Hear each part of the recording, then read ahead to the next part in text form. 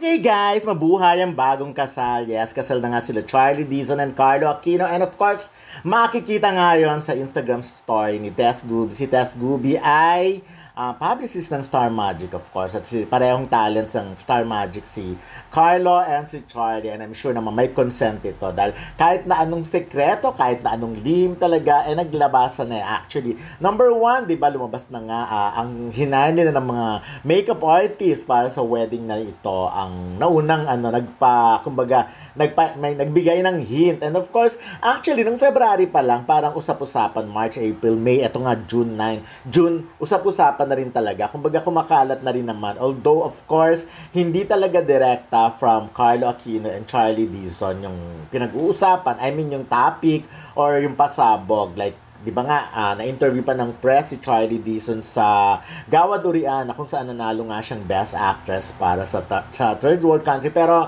yun na nga, doon puro paano lang siya. Palusot ang mga sagot niya. Siguro ayaw niya talagang i-preempt. Tsaka kung di nga nagsalita yung husband niya, so siguro siya din hindi.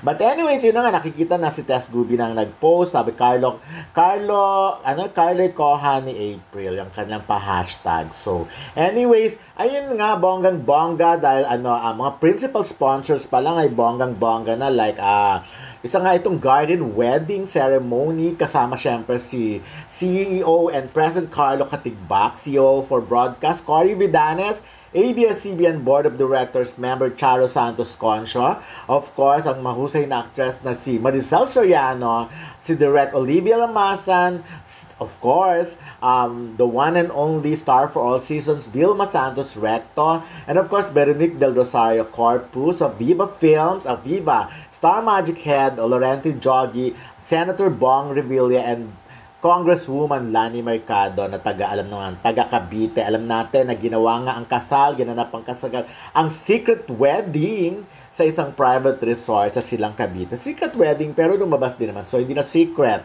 Sinikreto sa simula pero nalaman din ang lahat. Of course, si Sue Ramirez daw ang sabi-sabing maid of honor. Si Bel Mariano naman kasama. And Kyla Estrada and Adrian Lindayag ang mga bridesmaid. Ang bongga ni Adrian Lindayag, di ba? Kung sa bagay, si Charlie yan talaga mga kaibigan niya, di ba? Sila Sue, Bel Mariano, at nga. And of course, si Alexa Ilacad. Anyway, si Ketchup Eusebio and Ramon Bautista, ang mga groomsmen, kasama sa mga groomsmen ni Carlo Aquino. So, si Loisa Andalio, ang candle bearer, and Elise Hoson, di ba? Ang Bale at si Alexa Ilacad nga ang hawak ng cord, of course. So talagang na star-studded at mga kaibigan din talaga sa showbiz, especially ni Charlie Dizon, yun talaga ang mga kasama. So medyo talagang kanina pa to hinihintay yung pag-usapan pero syempre wala pang makapaglakas ng, kumbaga wala kang makitang picture, but now na finally may lumabas na ng picture, wala na, ito na nga yun. So tignan natin kung paano ba nagre-react kayo, ba anong reaction nyo sa wedding na to, knowing that kasi so far pag tinignan mo yun sa Instagram, kasi ang dami-daming, of course, may maraming natutuwa, nag-congratulate, pero syempre hindi pa rin maiiwasan yung iba na nagsasalita ng kung ano-ano. Because alam naman natin si Carlo Aquino ay may anak at meron siyang nakasama noon at hiwalay na rin naman ngayon. So, yun lang ang sinasabi nila na parang sayang yung family na yun na nabuo. Pero hindi naman tayo ang nakikisama at magsasama. So, silang dalawa ang nakakaalam. So, mas mahirap naman kung kinasal sila noon and then biglang-bigla mauwi naman sa kung saan, di ba? Mauwi rin sa hiwalay. Hindi natin masabi ang panong yan.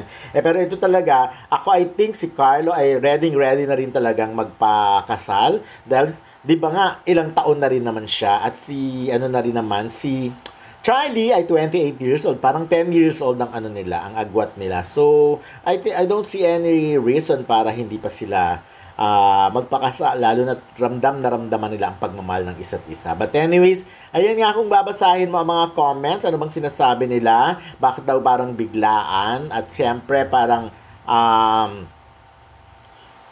parang hindi nila masyadong carry ang nangyari. So ako naman, kung saan maligaya, sabi nga, ang iksi ng buhay para problemahin pa natin ang mga bagay-bagay. Bakit hindi lang natin hayaan silang maging masaya? Anyway, hindi naman kasal si Carlo, di ba?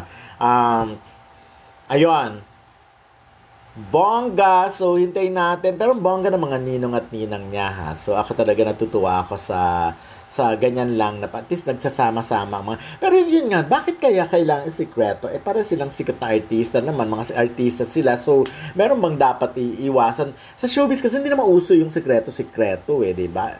Uso yan pero dapat hindi talaga mabubuking like yung katulad ng ginawa nila Michael Diaz and Megan Yang, ang tagal muna bago na booking, di ba? And katulad ni Pia Wurtzbach sa ibang bansa kinasal and of course ni Jeremy Jonesy, mga bumilang muna ng buwan bago nila ni-reveal talaga.